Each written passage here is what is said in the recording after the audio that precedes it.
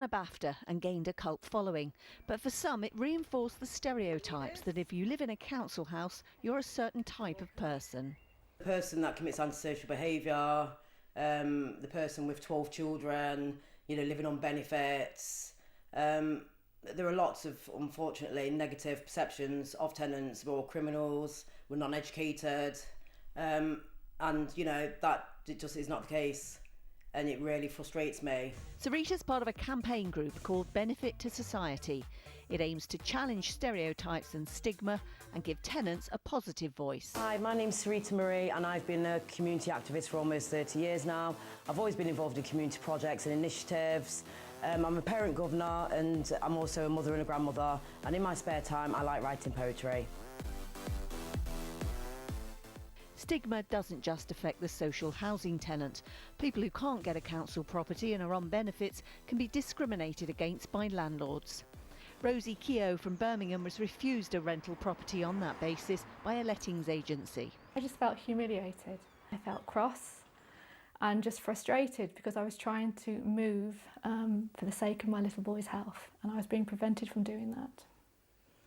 So you've been renting for 12 years in this house. Have you ever not paid your rent? No, I've paid my rent in full and on time each month. And they knew that. I told them I'd been renting my current home for that period of time.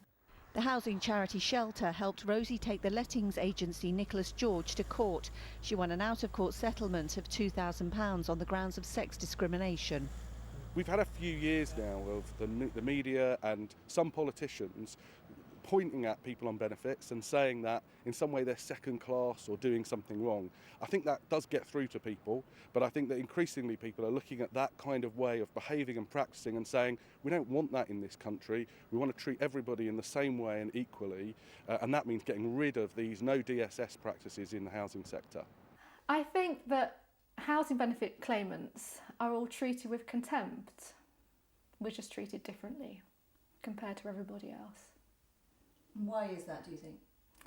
There's a stereotype, isn't there, that housing benefit claimants are expected to conform to. So I'm expected to be somebody that doesn't pay my rent on time, or I am somebody that's going to cause damage to the home that I'm living in, or I'm going to annoy the neighbours. It's endless, the list. 5 million people receive housing benefit and 40% of landlords won't rent a property to them, which means their choices are limited. At last year's Tory party conference, Theresa May promised that more money would be made available to build new homes. Today, I can announce that we will invest an additional £2 billion in affordable housing, taking the government's total affordable housing budget to almost £9 billion.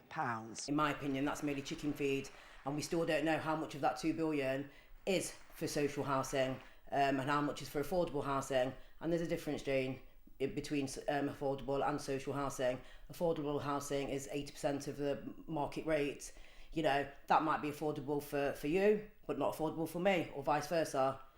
In the last 20 years, we've had 14 housing ministers and many photo opportunities with politicians on building sites, but still nowhere near enough homes to go round. Currently, there are 1.8 million people on the social housing waiting list. Jane Hesketh, ITV News. Police